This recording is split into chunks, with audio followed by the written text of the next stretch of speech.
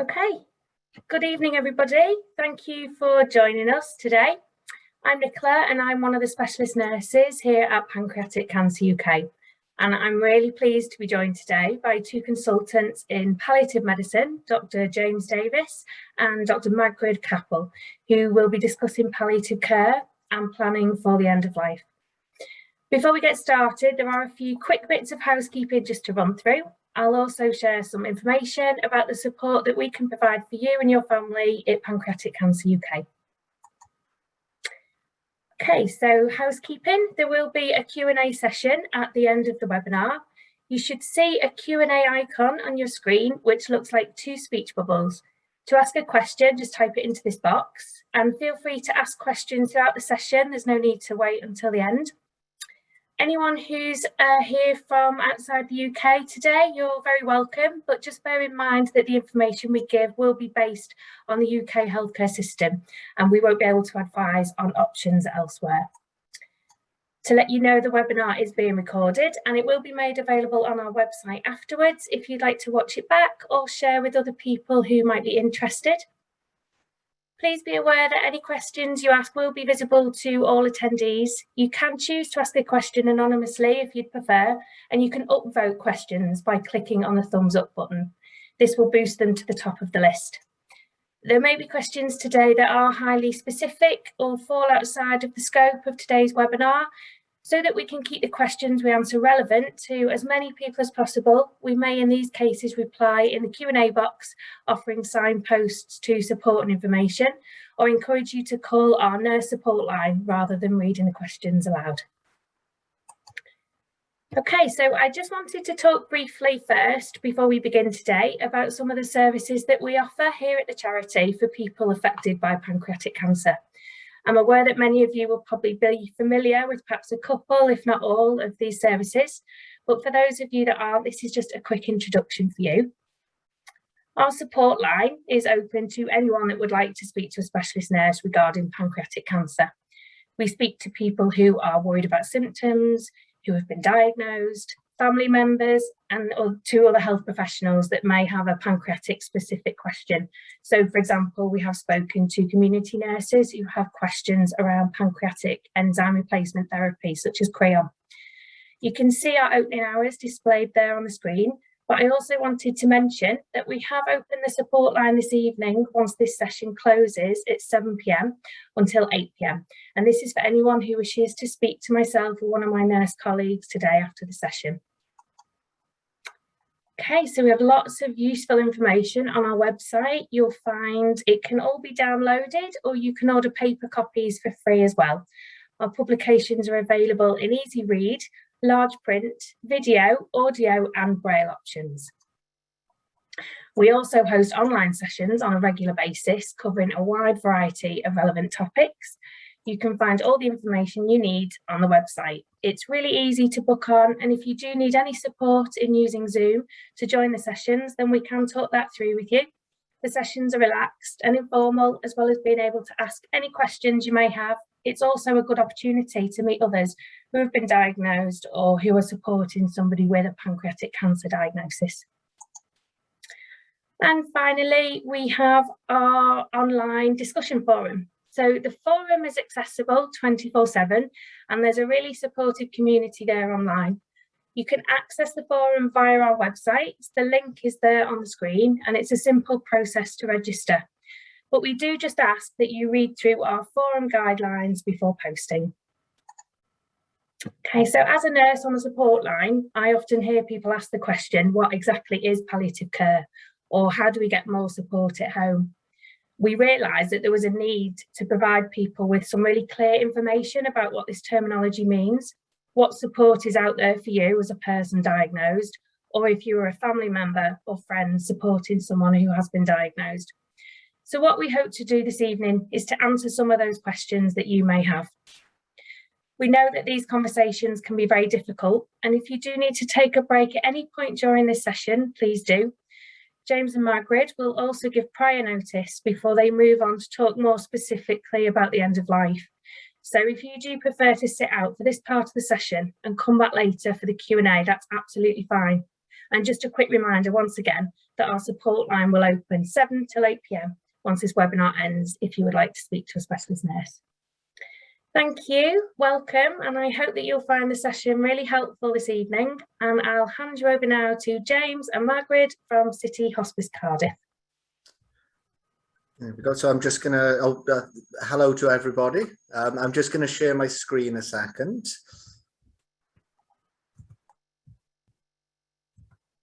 There we go. Should be able to see that.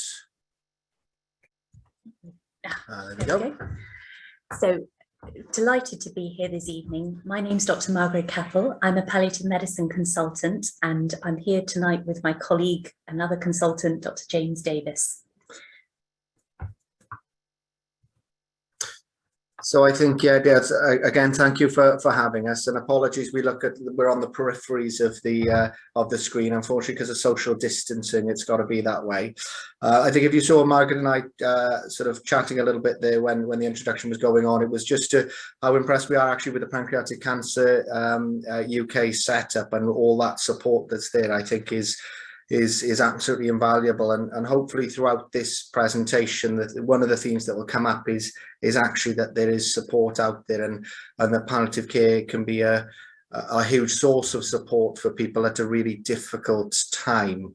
And I think this is slightly unusual for us. Usually we're giving a presentation to healthcare professionals, so it's something different to be giving it to patients and families, but a real honour to do so. So what we thought we would try and cover in a short space of time is almost a bit of a selling points of palliative care, and why actually it will be beneficial to people with pancreatic cancer. So thinking about what is palliative care, talking about some of the specific benefits of palliative care, and I think for a lot of people, palliative care is, you know, people don't know much about it, because unless you've been in that situation, you won't have either a family member or you've had prior experience. You're not really going to know who delivers palliative care and what to expect. So hopefully we'll sort of bit of a whistle-stop tour of what that looks like. As Nicola said, we have got a section more specific to end-of-life care, and we'll sort of highlight when that's coming up. So I think if the time is right now for you to stay on and to be part of that, then I think you'd be more than welcome. Equally, if you felt actually no, I'd rather the other bits, and I can come back to that at a later date, then that's absolutely fine. And then I think importantly to have a question and answer session at the end. So if there's anything we haven't covered, then you guys can ask away, and hopefully we'll give some sensible answers. So we're going to do this as a bit of a double act. So we'll be back and forth. So if we consider to start with, what is palliative care? So palliative care and the people that we see are often those continuing to receive anti-cancer treatment. That can be surgery, chemotherapy, radiotherapy, or indeed the immunotherapies. Our purpose is to try and maximise quality of life, and we're going to talk a little bit more in a moment about how we do that. We try and help patients and family members achieve some personal goals, and we help plan for the future when perhaps a person isn't as well as they are now, and that can include end-of-life care. So if we think about what we call the 5 domains of holistic care, by holistic, what we do in palliative care, we're not concerned just with the pancreas. We look at the whole person and the implication the disease has on how the whole person functions and the impact of that on the family. So physical care, by that we're looking at symptom control. And what we tend to do is manipulate drugs around the symptoms that the patient describes to us to try and keep those under control for as long as is possible. By social care, we're talking support for the patient and indeed family members. That might involve also, for example, seeing a welfare rights officer to look at finances and benefits. It might involve seeing an occupational therapist or a physiotherapist, because we want to maximise a person's independence for as long as possible. In terms of emotional care, we're looking at psychological support there, both for the patient and family members. And there's nothing quite like living with a life-limiting disease to make a person question some of the bigger things in life, like religion or the meaning of life. So it's important to connect and think about spiritual care that is culturally appropriate. I think all that can seem a little bit daunting, but hopefully we'll break it down, you know, as we go along in terms of you know, the practicalities of actually how does that look. I think it's probably worth us just sort of highlighting that it's going to look different in different places depending on where you are in the UK. So we're trying to talk generally, although myself and Margred work in a community setting, so some of it's going to have a bit of that sort of community or what our experience is. But it's important to realise that holistic care should span whatever setting you're in, that those things, you know, we should try and address those things either for you as a patient or you as a family member. So I'm a bit of a car salesman here about the benefits of palliative care, trying to let you know actually what are you going to get out of being under specialist palliative care. So as we've spoken about, there's lots of things to consider, and thinking of a person as a whole, what the impact of that illness is. I think you know, a lot of people think about things like pain control, but it's not just that. It's thinking about what impact that cancer is having on that person at that point, and potentially what impacts it may have in the future. But I think being under palliative care should lead to better symptom control. So those physical symptoms that we're talking about, pain, nausea, breathlessness, our job, our sort of bread and butter is trying to improve that. And if we're not improving it, to think about something else. So your local palliative care team should be doing the same and then hopefully as a side effect of that is actually improving someone's quality of life, because if you've got poor symptom control, that's going to certainly impact on how you enjoy day to day, and you know that when you've got a life-limiting illness, then actually making the most of each day is important. So making sure that the symptoms are controlled, the physical symptoms, but also, as Margaret has said, the psychological symptoms. For some people that may be you know, just someone to talk to, and actually someone who, you know, a nurse or a doctor or somebody in palliative care who knows what to, or has experience of what to expect. For other people, actually, it's more in depth, and that psychological impact really takes a toll on their quality of life. So there's avenues, and we'll come on to talk about it, but avenues of support to address that. Sounds a little bit corny, but I think it's true. It's about navigating the journey together. And often it can be overwhelming to the amount of healthcare professionals that are involved. And sometimes our job is about linking together those different healthcare professionals, and also talking to patients and families about who to contact, about what. And again, we'll come into a little bit more detail about that. But I'm very much of a fan of if you're not sure, is to pick up the phone to somebody, and either they can help, or they can sort of tell you, or contact the person who can. Another one of our jobs is to think about actually what people's wishes are around things like going to hospital. And when I talk about less likely to be admitted to hospital acutely, that's talking about when potentially that might be inappropriate. So it's not saying that if you're under palliative care, you can't go to hospital, you can't be treated, but it's saying that if your wish is to avoid hospital, and some people say avoid hospital at any cost, then actually the things that we do can help try and achieve that goal. And I think that a lot of people associate palliative care and hospice care with end of life, purely with end of life. And it's about a lot more than that. But I think it's also important for us to be transparent and to say that actually end of life care is a big part of what we do. And that a big part of what we do is offering for people to plan that, and everybody's different, and we'll come on to talk about that in a bit more detail, but to allow people to think about the future and to ask questions about the future as well. So that's my representation of sort of trying to navigate stormy seas. So talking again about sort of navigating a journey together, and I can imagine you know, for a lot of you out there, actually, it probably feels like this a lot of the time, that it's quite rough and you're being, you know, back and forth, and that it's not plain sailing. So it's to try and help, have the people there who can help almost steady that ship. As I've spoken about, I mean, I think Mark and I were probably very commonly people with pancreatic cancer, and people actually with any life-limiting illness who are referred to us. There's almost universally an apprehension when we first meet them about what palliative care means, and we work with City Hospice, so having the word hospice in our name and palliative care can be daunting, and often people talk about being taken aback when say their oncologist or their GP talks about being referred to palliative care. Almost universally, by the end of the first time we've met them, they're feeling better. Whether that's relief because we're leaving, or actually hopefully we've done something positive when we first met them.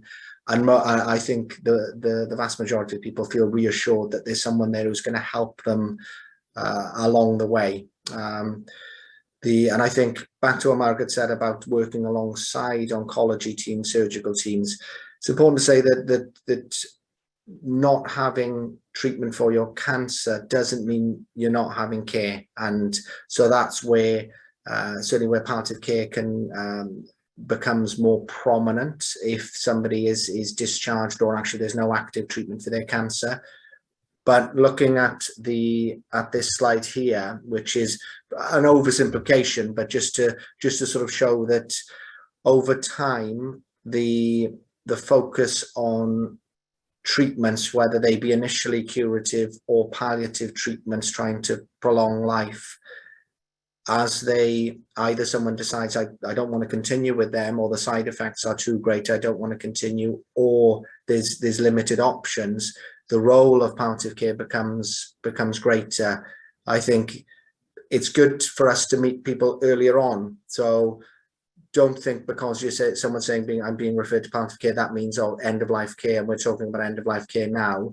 But it's trying to give us time to get to know you and to improve your quality of life, whether you're having treatment or not. And you know, palliative care, if somebody's condition is deteriorating, should be there throughout that journey, and you've got that support. So hopefully we're not as scary as initially seems and the words sound. So let's consider who delivers palliative care, or a palliative care approach. So there's the concept of between generalist and specialist palliative care. So generally, palliative care can be delivered by anyone caring for a patient with a life-limiting illness. That can include your general practitioner, district nurses, even the surgical team, perhaps, or oncology team who are looking after you. Then specialist palliative care are delivered by professionals such as James and I and the multidisciplinary team that we work with, and we focus on patients with life-limiting illness all the time. So when as James has alluded to, there can be a lot of people involved in the care of a patient, which can be overwhelming. So we thought we'd take a few moments to consider who might be involved in the care of a person and what their role is. So surgical teams. So usually these are involved early on, particularly if the pancreatic cancer is indeed operable. So they're involved around the diagnosis itself, but also they might have a role later on, potentially in stenting, if there are obstructive symptoms or jaundice involved. Oncology teams, they oversee the chemotherapy or immunotherapy and indeed radiotherapy, and they have a role in following up the effect of the treatment that they're giving, and that might be through clinical assessment, actually seeing the patient, through scans and through blood tests. There's usually an oncology nurse who's a key worker who will follow you through and be a main link for the patient and family. Then we have general practitioners. So these tend to oversee the medical care given in the community.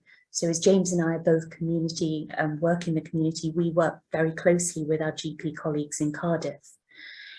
These, the same things that you would once have gone to your GP for remain exactly the same when you have pancreatic cancer.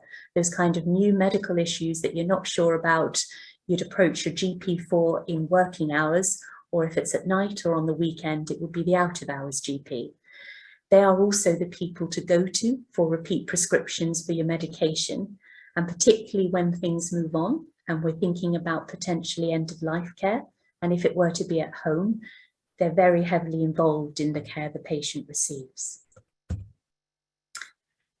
District nurses. So these are the nursing team that come out to the patient at home.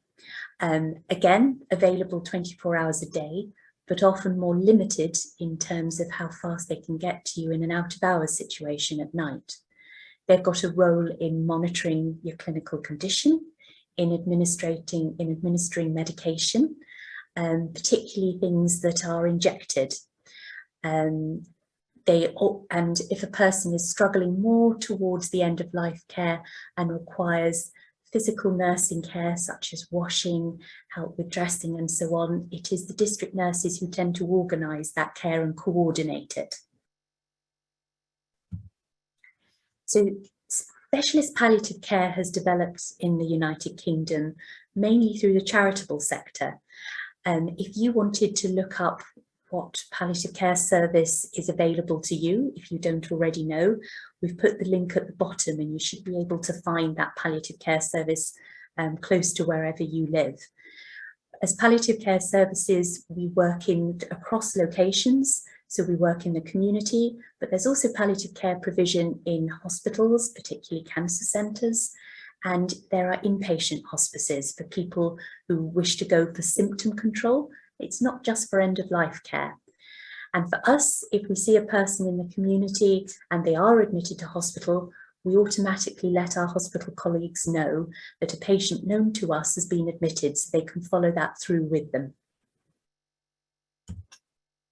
So give an example of different hospices, but as I say, the link is on the other page if you wish to look up the one local to you.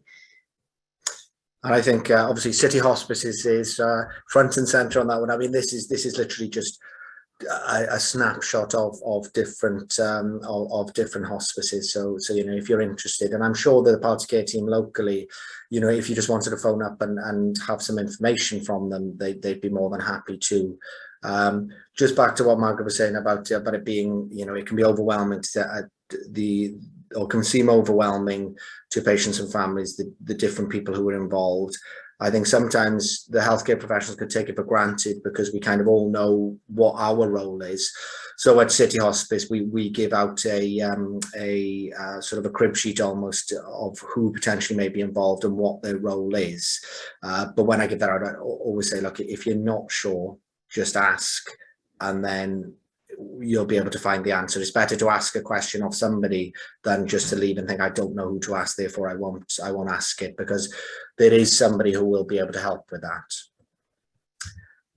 So what to expect from specialist palliative care? And I think we've deliberately been broad with this because we don't want to sort of almost offer something that potentially your palliative care team locally wouldn't be able to do.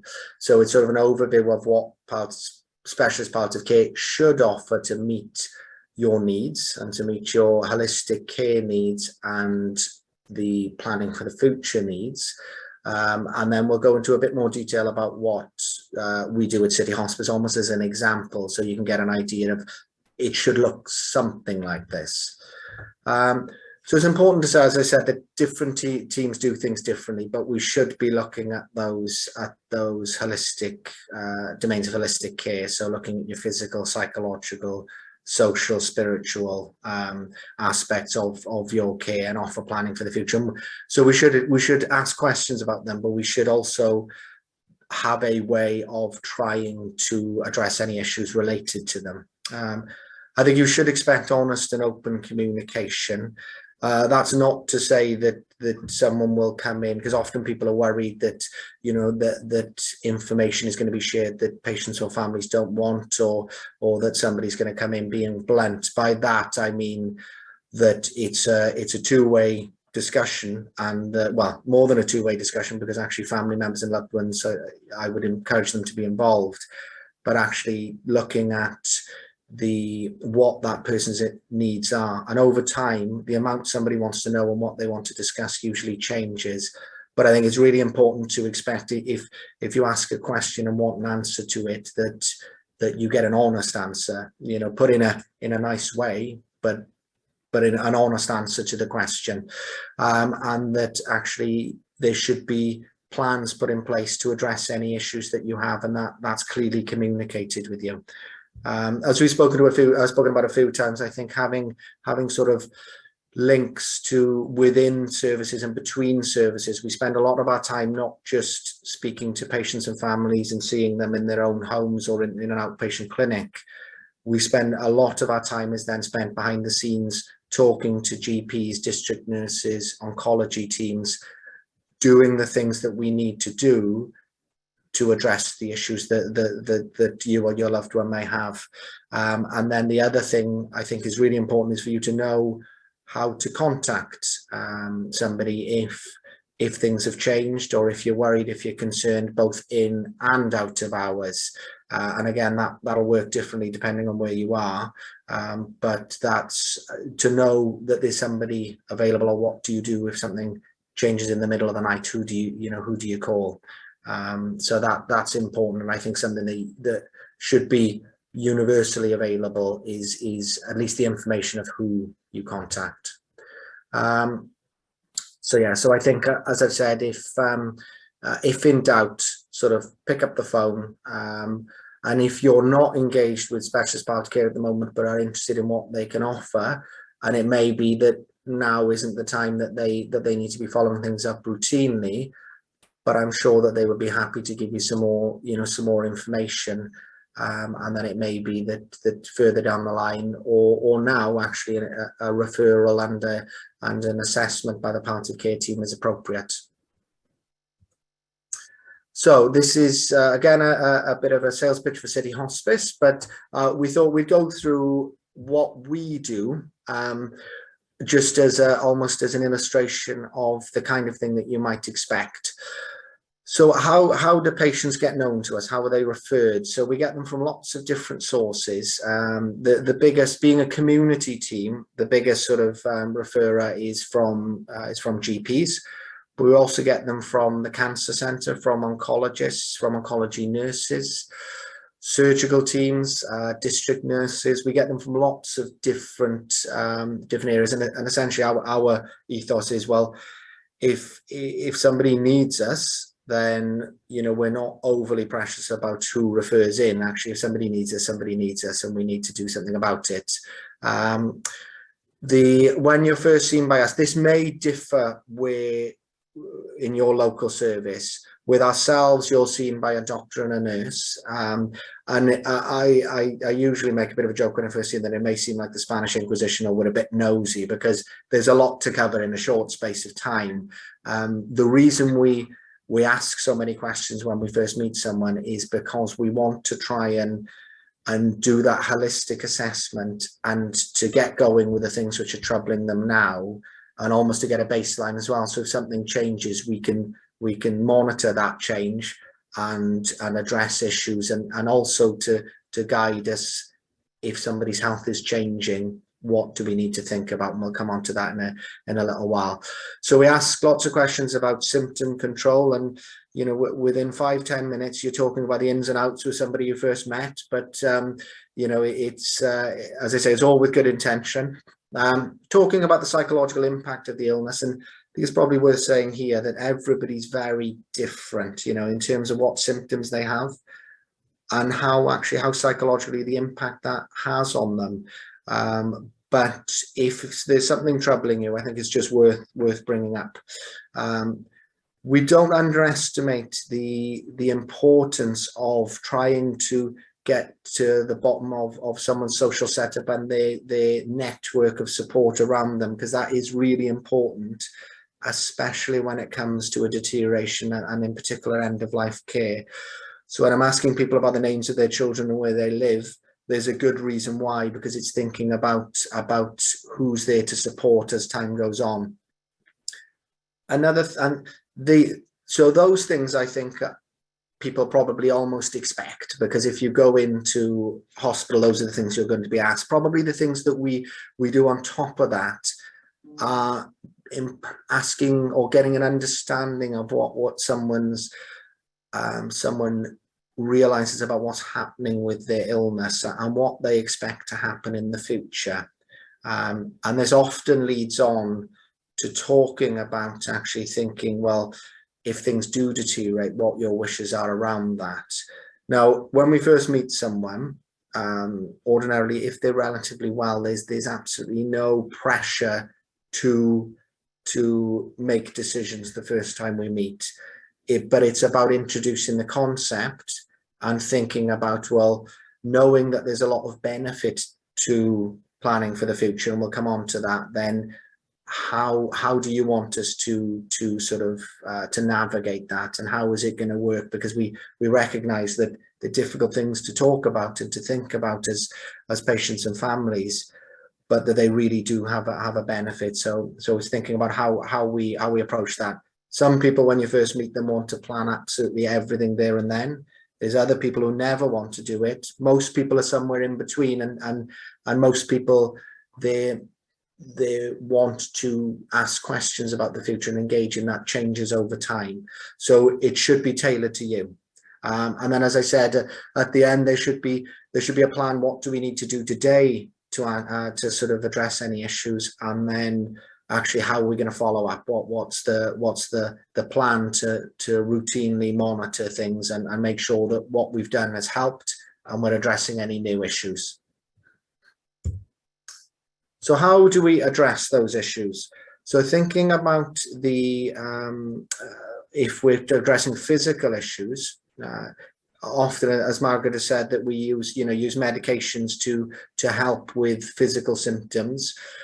We get them through the GP. So although we can prescribe as doctors, I think it's really important to keep the GP in the loop and that they know what's going on. So the prescriptions come from there. I've just put a little note there because often people recoil when you mention morphine, and there's a very much a connotation towards end-of-life care and morphine. But actually, it's an incredibly effective painkiller, and just because somebody's talking to you about using morphine doesn't automatically equate to end-of-life care, and it doesn't shorten people's lives as well. And usually people say, oh, I wish I'd used that before, if they've been quite reluctant to use it. So hopefully to put your mind at ease a little bit there. We also have access to counselling and reflexology for any sort of anxiety or psychological impact of the illness.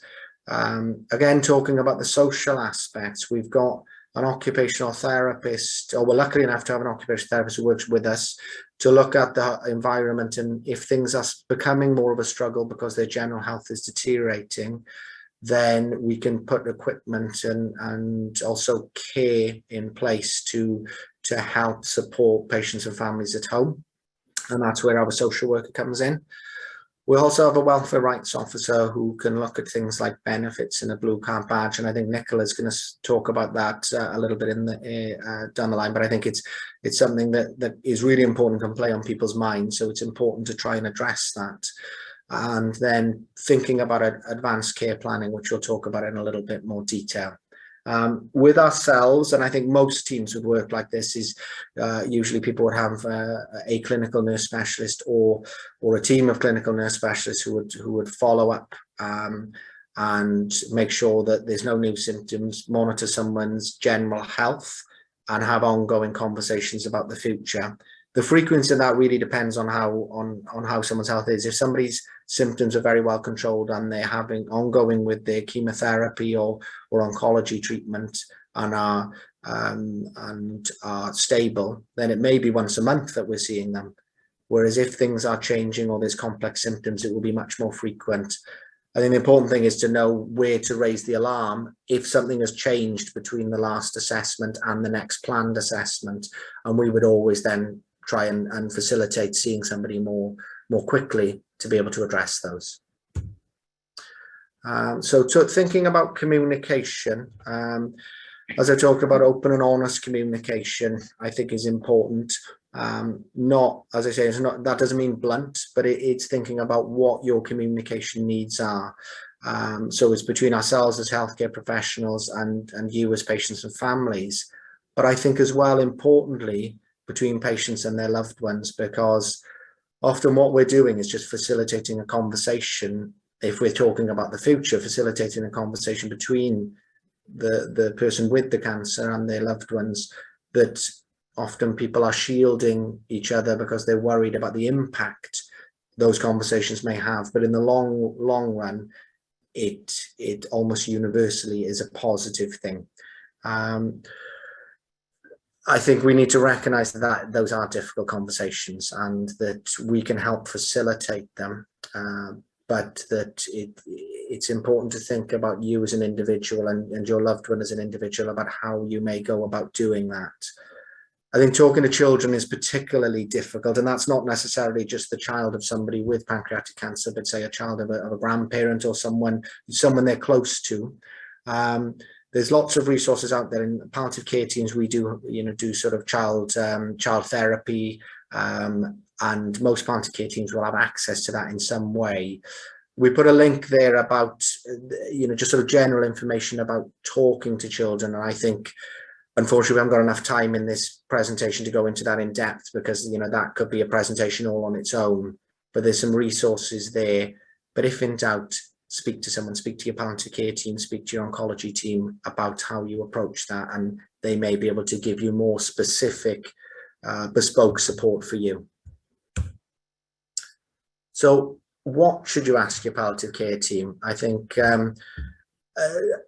essentially that's very unique to you, but I think it's important, especially before you meet them, is to think about the questions you want to ask. And hopefully some of the things we've talked about may make you think about some questions you'll have if you've met, or if you're due to meet your palliative care team, or in the future, or even if you've met them, there may be some things you think, oh, hang on, maybe I'll ask them about that.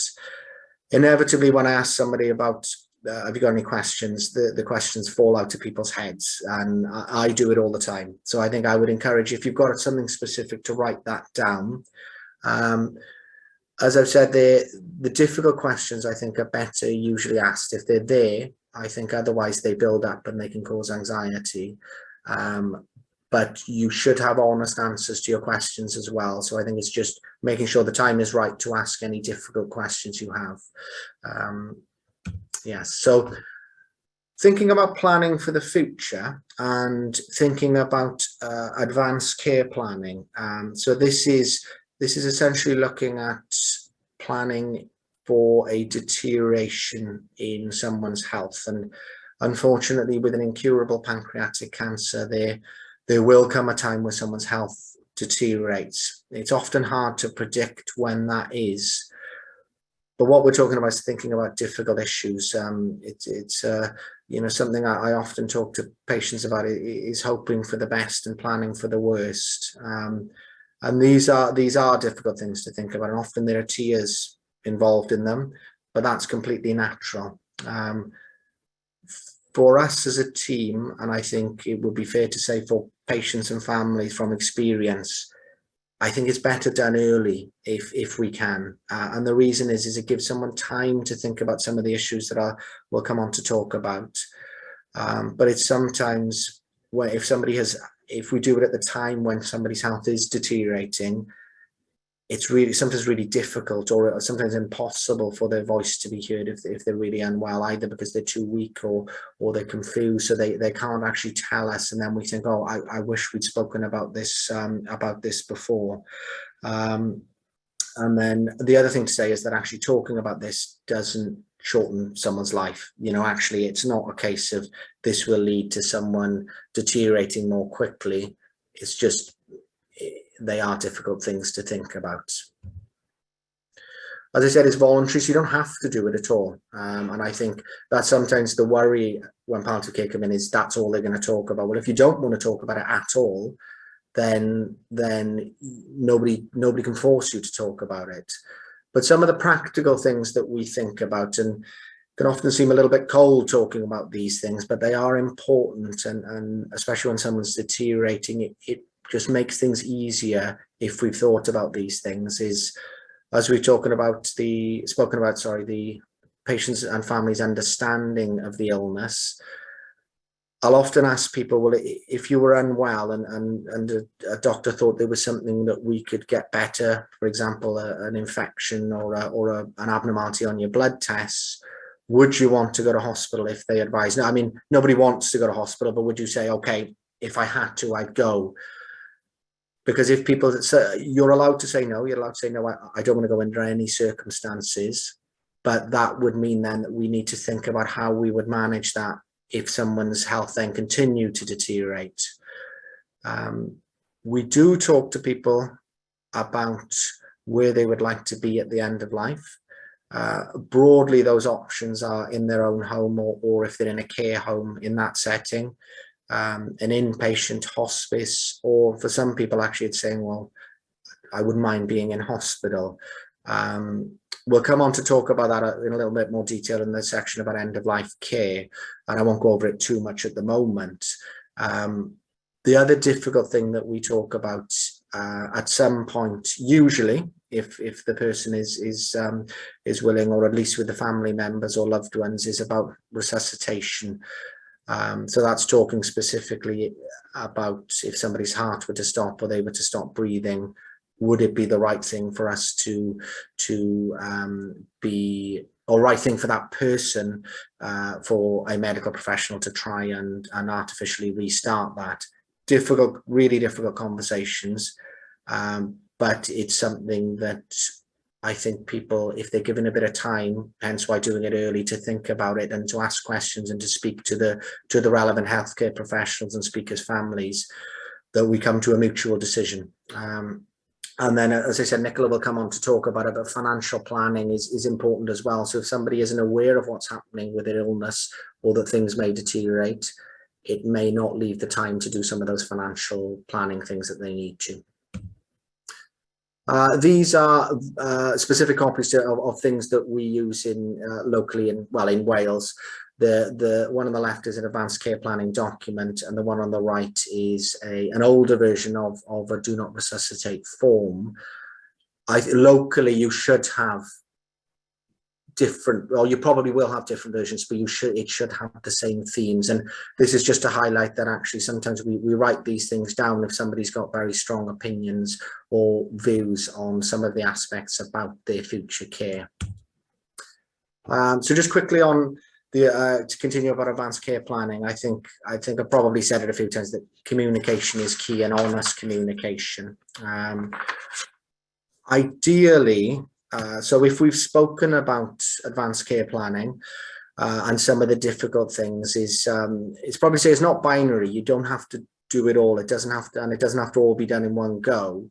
But if you've got, or your loved one has got specific wishes about the future, for example, where they'd want to be at the end of life, it's important for people to know. And often the way I sort of I put it to families and patients is to say, well, you know, if for some reason an ambulance was called and they didn't know you, then they quickly need to get up to speed as to what your wishes are. So for the people closest to them to know, and healthcare professionals to know, including their palliative care team, is important. If we can write it down, that's better, because if the person has capacity to make those decisions and writes that down, actually, if somebody showed me that when I first met someone and they were so unwell they couldn't talk to me about their wishes now, that's going to be really powerful for me to have that in my hand, to be able to say, actually, I know in this situation this is what they would want me to do. It then gears me and the team towards trying to achieve that. So that's when we talk about advanced care planning documents, that's what we're talking about, writing down wishes. There's a few very specific things that we've just mentioned there. One is a lasting power of attorney. That can be either for health and welfare or for finances. You can appoint an attorney as both. Essentially what it does is that if it's for health and welfare, it says that if you lose capacity to make a decision, then that person would then become your voice and make decisions on your behalf. The important thing to say about that is it's probably even more important to have conversations about your wishes with that person, so they then know what you want when they're asked by a doctor or a nurse or somebody, actually, what do you want us to do? An advanced decision to refuse treatment is something very specific. It's a legally binding document that gives someone the right to refuse a specific treatment. Maybe something like saying, for example, if I didn't want artificial feeding and I was very strongly didn't want it, I could write it in a certain way, and it would need to be witnessed. But then if I lost capacity, it would mean that medical teams could then not feed against my wishes. Again, if you wanted more information on that, there's information on the web. So there's information sort of on the Macmillan site, but they also, if you're under the Palliative Care team and you were interested in that, then you could speak to them. But that is very specific. I think generally we tend to look at the advanced care planning document, and then the last thing on there is about the form about resuscitation. And what that says is that it's a recommendation to healthcare professionals to say that if someone was so unwell that their heart were to stop or they were to stop breathing, then we should not artificially intervene. It's not a blanket thing. This is unique to the person, but it's an important consideration if someone's health is deteriorating, and often we do more harm than good with cardiopulmonary resuscitation. The other thing that's important to say about that, though, is that if somebody talks about this form and you put that in place, it doesn't say anything else about any other aspect of your care or treatment. So it wouldn't stop you going to hospital, for example, if it was appropriate to have antibiotics. It's very specific for that. The reason I raise this is not that you don't necessarily have to go away and think about this right now. It's more that it's almost food for thought, but also thinking about if somebody does raise this with you, then hopefully you've got a bit of a background as to why they might be talking to you about it, and then you can have a more bespoke conversation about your situation and to come to sort of a mutual agreement on it. Okay, so the next section is about end of life care. So it's almost, if you wanted to, if you, and you know, it's got specifics in there, and so if you feel like maybe now's not the time and you'd want to come back at a later date, then please go and get a capita, probably maybe about 10-15 minutes on this section. I wonder whether we just give a minute break just for people to get off if they want to, and then we'll sort of carry on if that's okay. So we'll go on mute just for a minute just to allow that.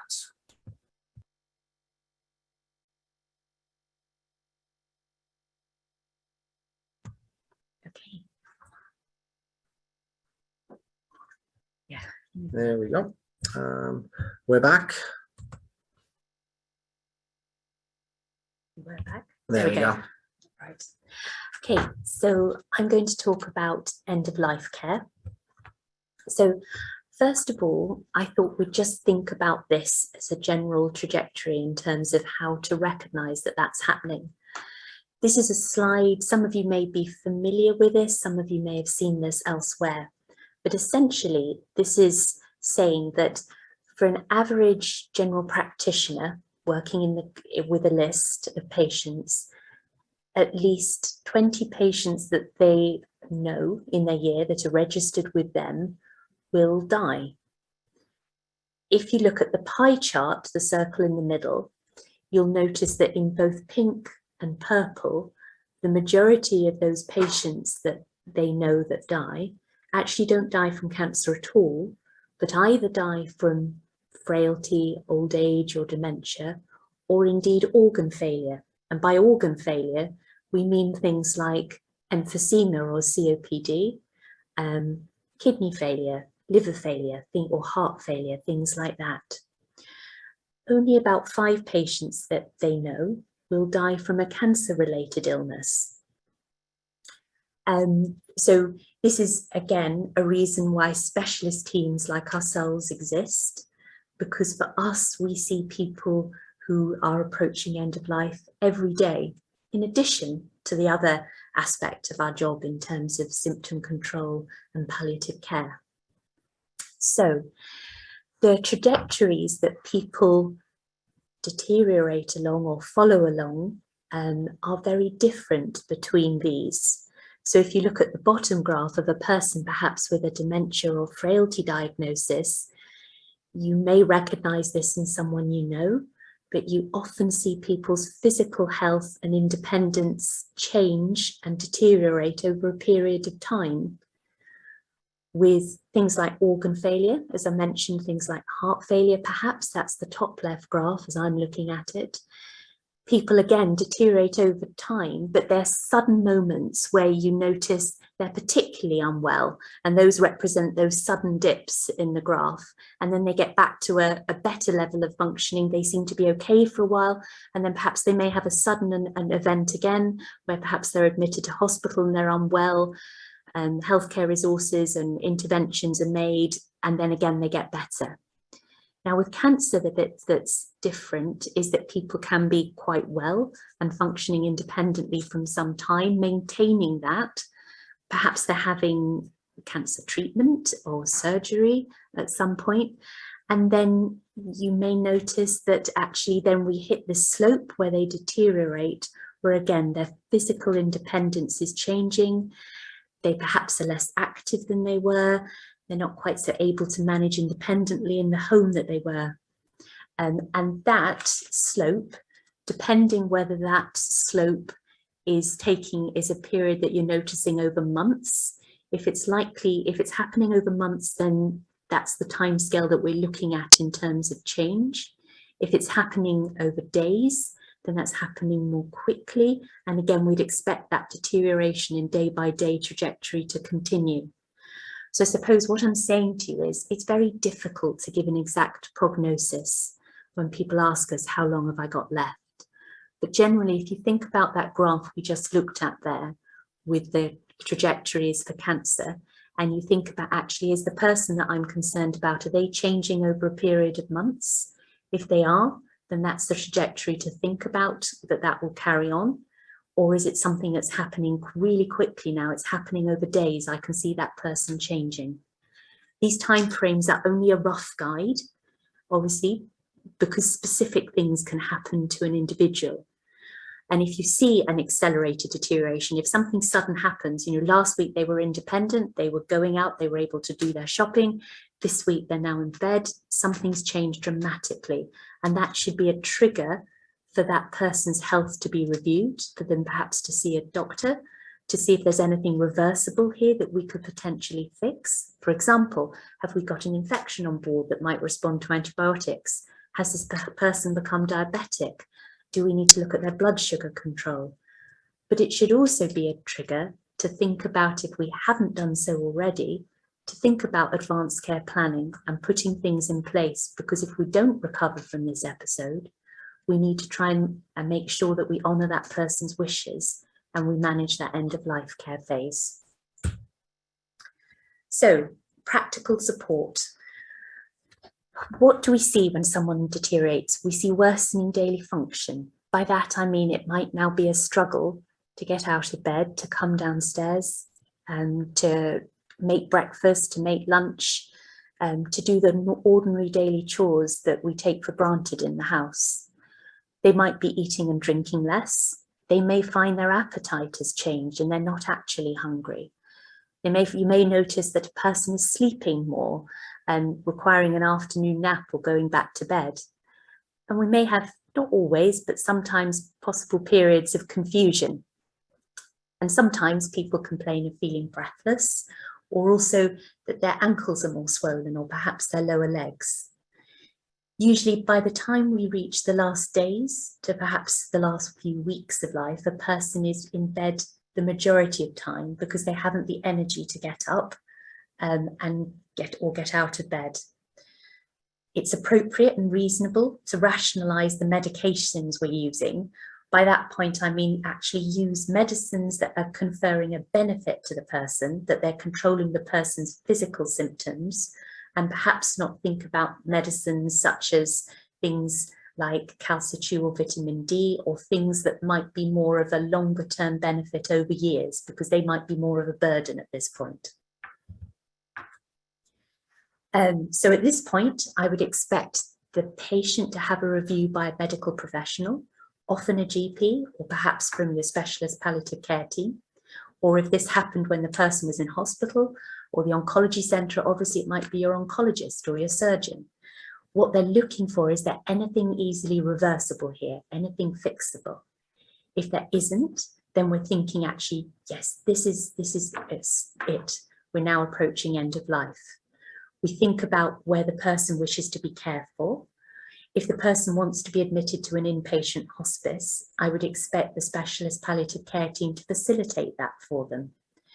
Alternatively, the person may choose to be at home, and in which case we need to mobilise resources to make sure they receive just as good care at home as they would in an inpatient unit. So if we're at home, the kind of things that we need to think about being in place. Honest communication, so everyone needs to know what's going on. So that means the family members. It might mean family members who are away and not local to where the person lives, so that they have the opportunity to come back if they so wish. The healthcare professionals, so the GP needs to know what's going on if they don't already. The district nurses, any other services such as carers, professional carers who are coming into the house. We think about the factor we mentioned, that people's appetite and oral intake, so their eating and drinking, decreases. So likewise, their ability to swallow medication to control symptoms changes. So on that basis, we think about preparing medication in injectable form for administration by the district nurses, not family members, but we make sure it's available in a patient's house. So if it's needed, it's there. There's not a delay in terms of going to pharmacies and so on in the middle of the night. If a person needs them perhaps more than 2 injections a day of these medicines to control their symptoms, then as professionals, we tend to think about using a syringe driver, which is just a pump that administers the medication continuously under the skin, so that the person isn't continuously receiving injections. We don't want people to feel like a pincushion, for example, and we want their symptom control to be continuous. Okay. If they haven't been referred to a specialist palliative care team, then that would definitely be a trigger at this point to refer them to your local palliative care team to ensure appropriate support for everybody concerned, professionals, patient, carers, family members, and to monitor the symptoms. We think about equipment that maintains a person's dignity. So that might be a hospital bed, it could be a commode, and assistance with equipment to transfer from bed to a commode, or pads to avoid any accidents with respect to incontinence.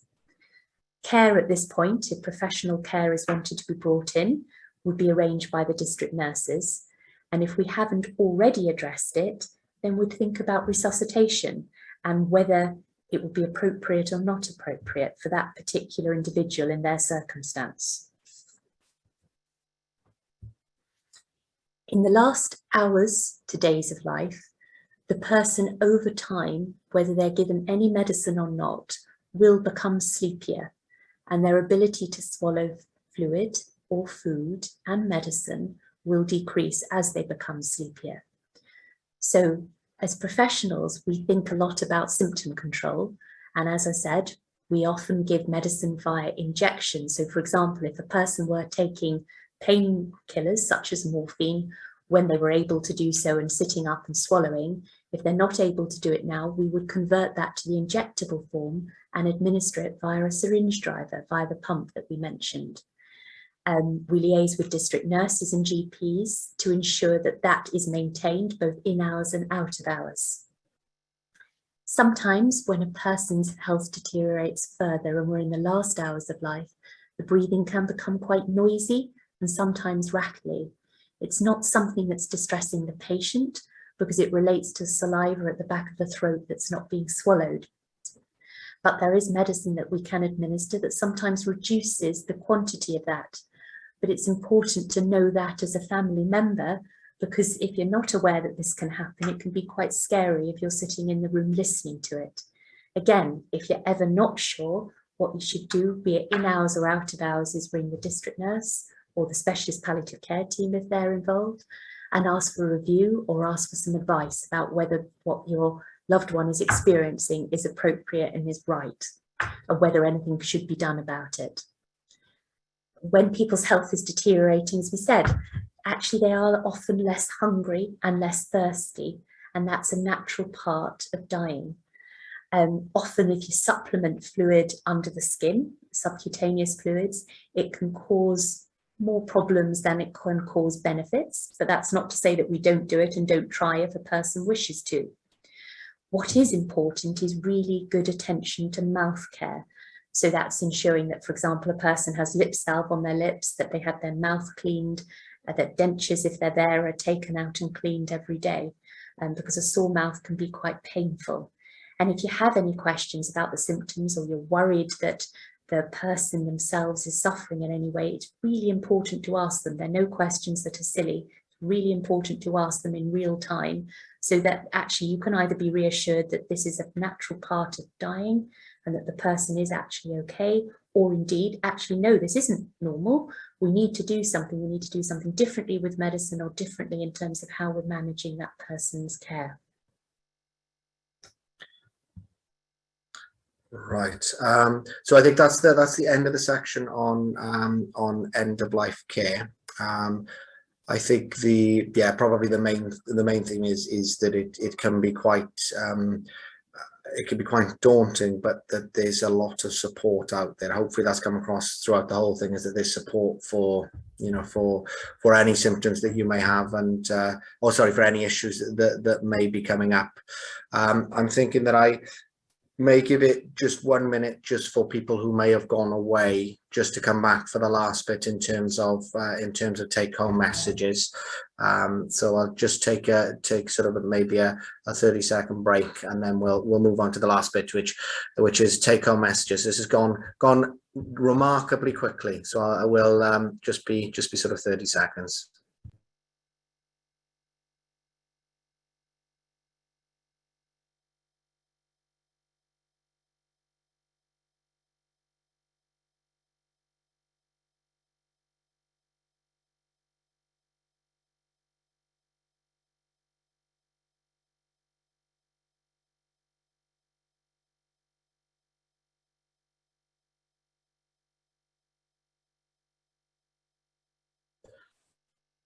Right. So in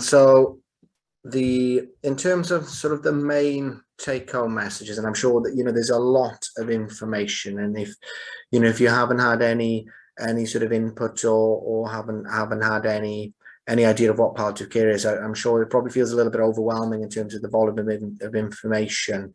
But hopefully what we've got across is that actually palliative care, we're not too scary, and that palliative care is almost universally a positive thing for somebody, and that often early on that can have a significant benefit.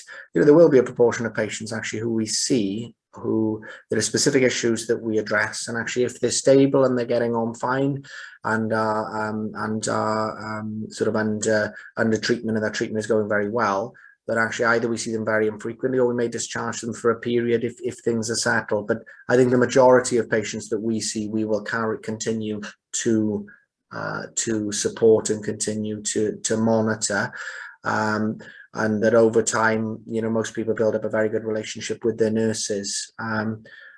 I think as well, really difficult things to talk about and think about, but actually planning early, as early as you possibly can for a deterioration in health avoids reaching a crisis point, and that if people have got wishes that they significant, or certain wishes or specific wishes about their future health and care needs, then if we know them in specialist palliative care and other healthcare professionals know them, we're far more likely to be able to honour those wishes. And again, it's back to the fact that there's support available. You've got, Pancreatic Cancer UK, which is, an amazing organisation. You've got your local palliative care team, your oncology team. So it's important to say that palliative care, we don't come and take over. If you're already under a team and you've got a really good relationship with them, we supplement that and complement that rather than sort of take over.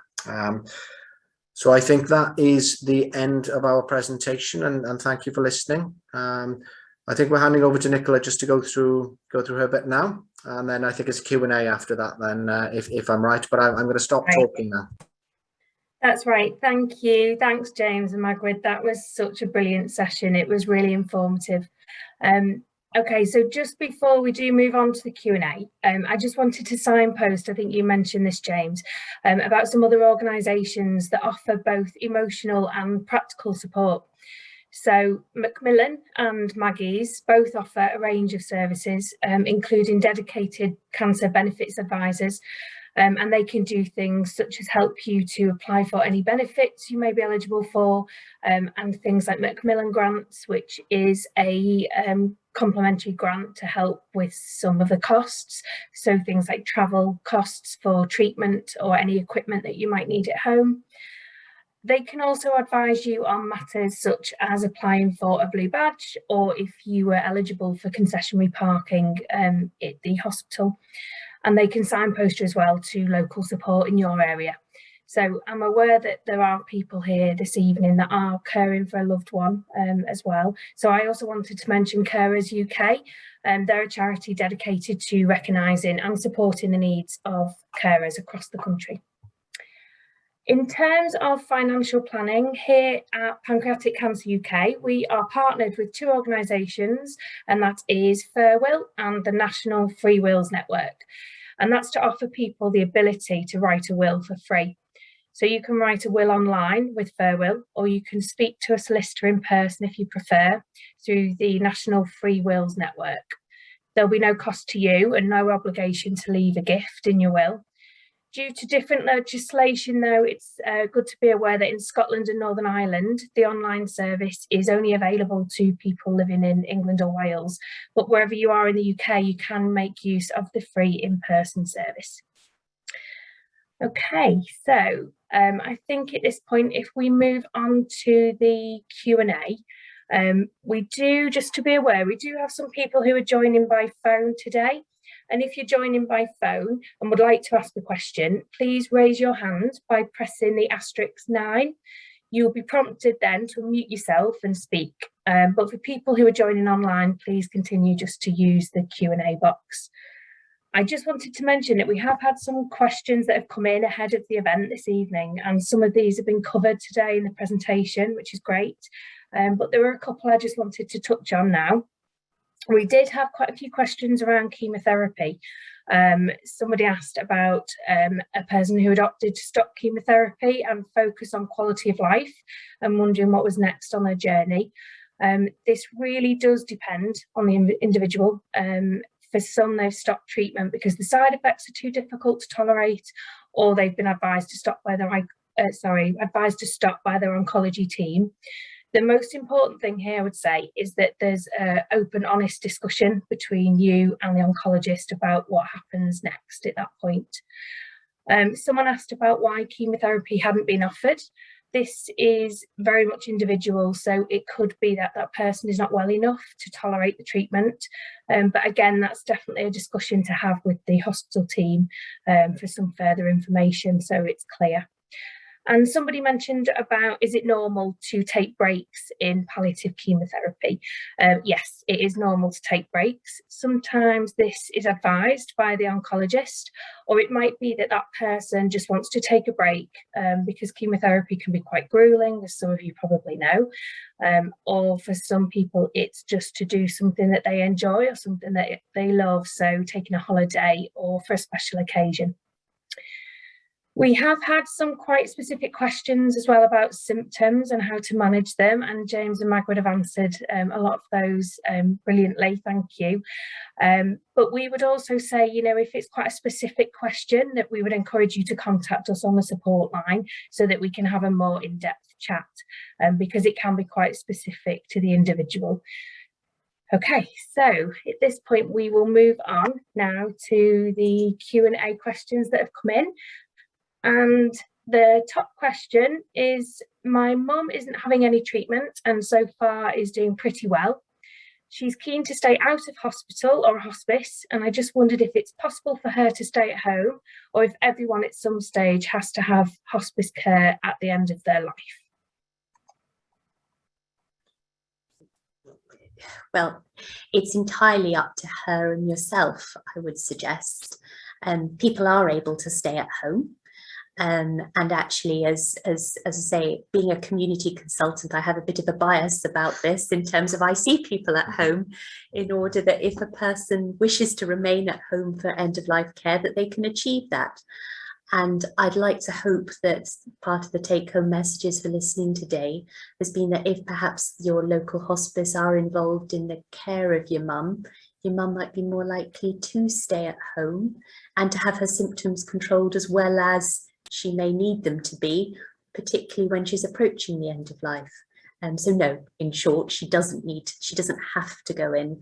And if you perhaps take advantage of that advanced care planning bit and think about that for when her health is not as robust as it is now, that might be an opportunity to plan ahead about what needs to happen to make sure that what you want to happen does for her. I think being preemptive, isn't it? You know, that if things are starting to become tricky or difficult actually to put things in place at that point, thinking about practical things, or then to put things in early. I think it'd be fair to say the vast majority of patients that we look after don't go into the hospice, into an inpatient hospice. So we don't have inpatient hospice beds here. We access another charity's inpatient hospice beds. The vast majority of people stay at home. The things that, you know, just I know it's reiterating what we've said, but the things that keep people at home are open, honest conversations, that planning, so we can it's then our job to facilitate getting those things in place. And by our, I mean as a healthcare system, because we work with the other sort of teams. But if mum doesn't want to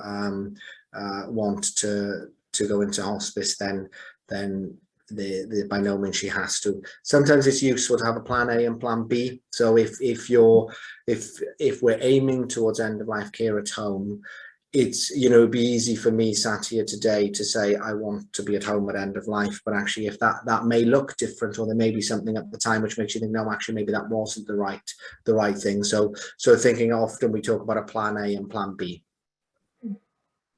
That's great, thank you.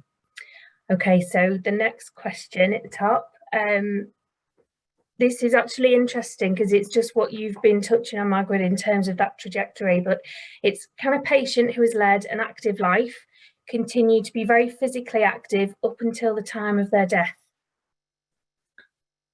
Yeah, the answer is, in short, the answer is yes, but it's back to that graph we talked about with cancer and the trajectory and the slope. And depending how steep or how shallow that slope is, will determine that bit that you may notice where a person's physical independence starts to change and they become perhaps less active and independent. But yes, you know, with the benefit of sort of a multidisciplinary approach, particularly for a community, because I'm assuming this person's living in the community at home. Again, things like occupational therapists, physiotherapists may be able to also harness anything that if a person does struggle to manage independently, may be able to come up with things that actually do continue to facilitate that person living independently until the time that things do change for them.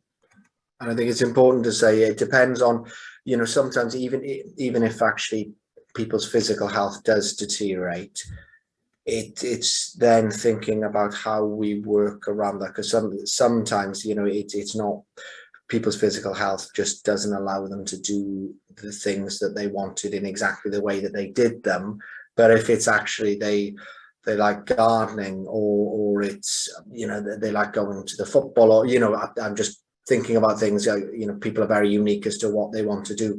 It's trying to figure out a way of still getting the aspect of the bit they like and they enjoy out of it, even if their body isn't allowing them to do it the way they once did. And that's, you know, sometimes tricky, but that's part of what we're here to do. And you know, part of what our colleague Rachel, we often hand, you know, yes, go to her, bow to her expertise and say, Rachel, how are we going to get this done? And usually she's got a cunning plan. And I think sometimes the challenge for the patient is accepting that difference between what they've always done and wanted to do, and perhaps what their body's allowing now. So taking your gardening analogy, I encourage people to talk to welfare rights officers through the organisations that Nikki mentioned, because things like attendance allowance, things like the benefits that are out there, for example, enable you to use a gardener, and you may not be able to necessarily do that activity yourself, but you can manage or direct somebody else's actions to do it. And sometimes the challenge there is accepting that you need somebody else to do that. That's great, thank you. Okay, so the next question, and I'm sure this has been the case for various people. My mother has just been diagnosed and is already in the end of life stage. She has fairly severe vascular dementia, which makes it particularly hard to talk to her about her condition. My instinct is that there is no point in keeping on retelling her that she has a terminal condition, and it is better to avoid having that conversation, not least because you will be breaking it to her and you every few hours. Any advice for how to manage that horrible combination of illnesses, please? I think that's not uncommon for people to have, you know, more than one illness, and often, especially with dementia, that can often be the overriding issue for a lot of the course of someone's illness, something like pancreatic cancer. I mean, we've spoken about open and honest communication. I think that it's going to be very bespoke. So I'm not saying with everybody, but my personal feeling in that situation would be, actually, if she's not retaining or understanding what that actual information is, then, and it's not going to be of benefit, then it's actually trying to manage the other symptoms that that person has, and that it sounds like actually the dementia aspect is more of an issue, and often what they talk about is distraction. If somebody has very severe dementia and it can't compute or can't process what the information is, if it's particularly distressing information. So I think in that situation, what I would focus on is a lot of the things we've been talking about, is making sure that his symptoms are well managed, that you know, that the care needs are met, and that actually if it's at home that she wants to be, making sure that's all in place. Because if her symptoms are better managed, then she would be in a better position to, you know, there won't be questions about, say, why is my tummy hurting, why am I feeling sick, those sorts of things that would potentially mean that you've got to then consider revisiting that. Yeah. Okay, thanks, James. This is an interesting question. Can someone be in denial during the entire course of pancreatic cancer? Probably yes. I think, yes. To a degree, I would say. I think so. Yeah, yes. I would agree. Because you would think, wouldn't you, that in the process of the diagnostic process, that at some point that is broached and mentioned. Obviously, as we've just touched on in the last question, there might be an element of not retaining that information, but ultimately, as symptoms progress and things change during the course of pancreatic cancer, you would think that would prompt the person or the memory to think about what's going on and to ask it again. And whereas denial can be a mechanism that people use to protect themselves for information that they don't want to hear, at some level you'd think that that person would process it and understand that something's happening to them, albeit that it's something that they don't want to have. Yeah, I think it's about the denial is often more about not vocalizing than actually not knowing. But again, back to, you know, if somebody really doesn't want to know anything about their illness, then unfortunately there come points where decisions have to be made about their health. For example, if they are deteriorating significantly and it's about where they want to be at the end of life. If that person doesn't want to engage in that, we can't force them to engage in that, but we need to find someone who we make the decisions, the right decisions, based on what often will be a loved one. What do you think that person would want?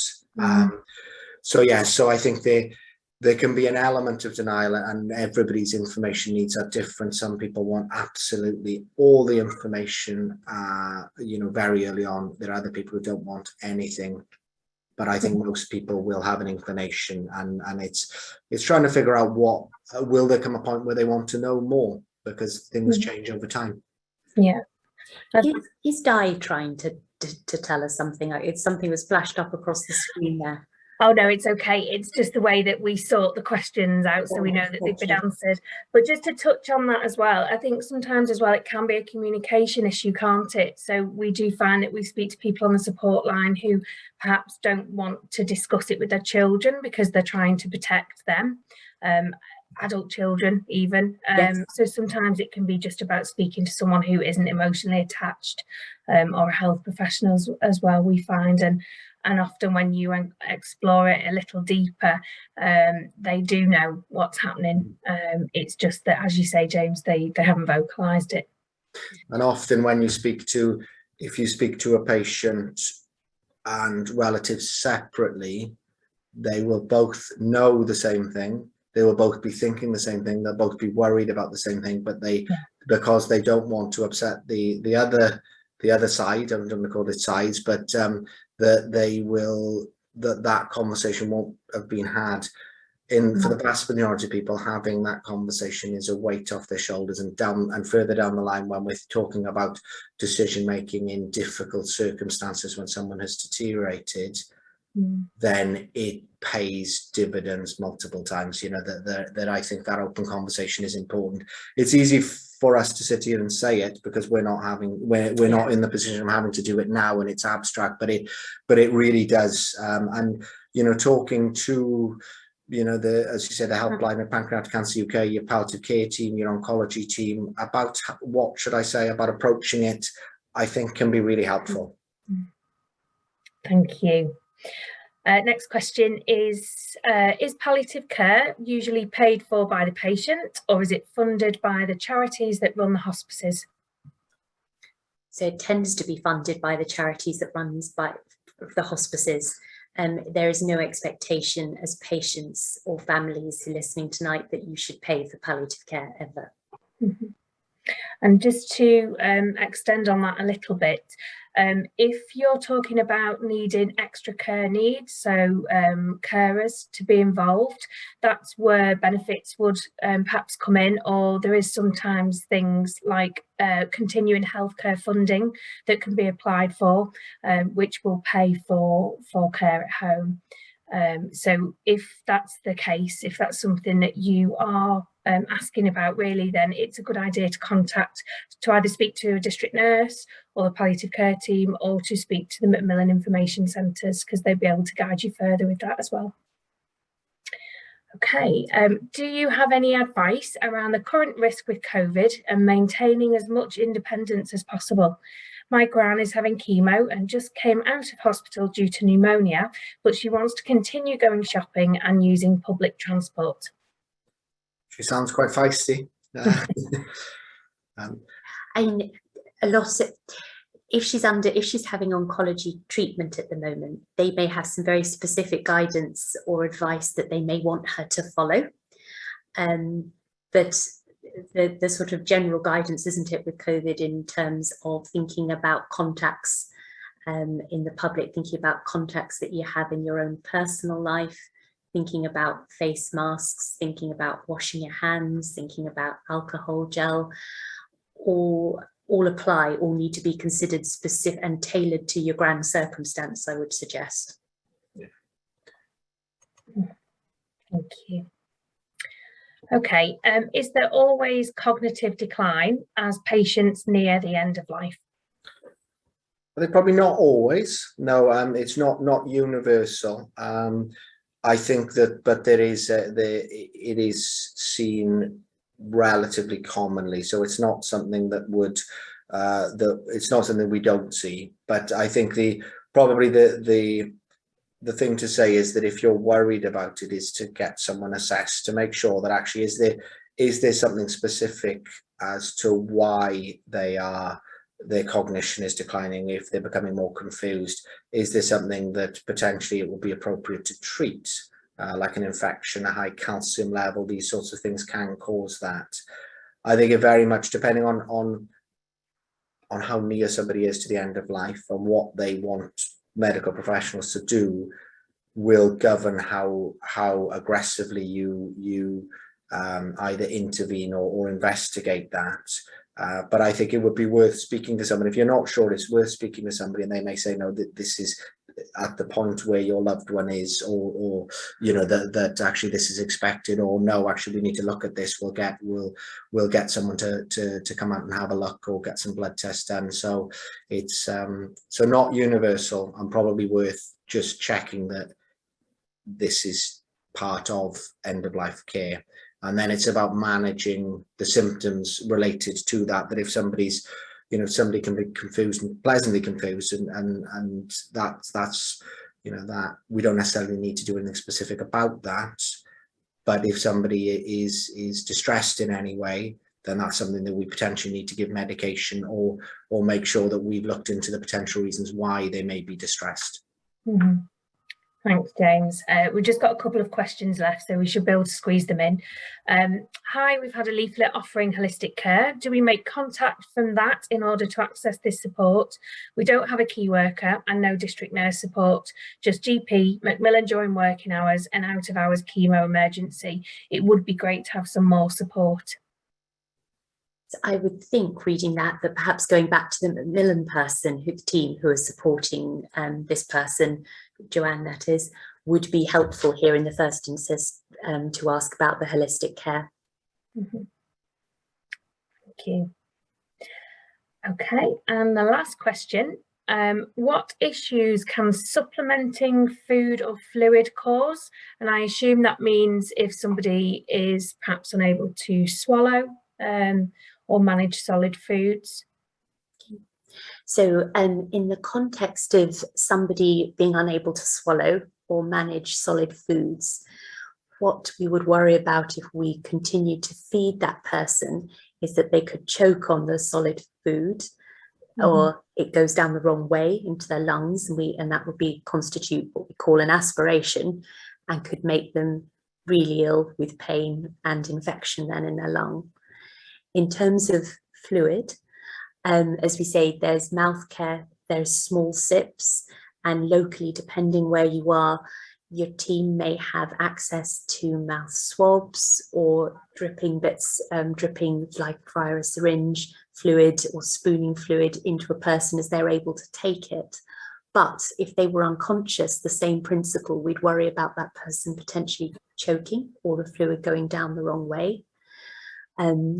Fluid, a limited amount of fluid can be given under the skin subcutaneously, and sometimes that can provide the patient with benefit if they felt thirsty, but sometimes that fluid can pool and collect, I suppose is a better way of describing it, under the skin in that area, which if the person's condition is such that actually they've got quite a bit of fluid under their skin already, it might add to that, and it might not relieve the sensation if they had it first, but might add to that discomfort of feeling that they've got a lot of fluid under their skin, it's uncomfortable, it might become infected.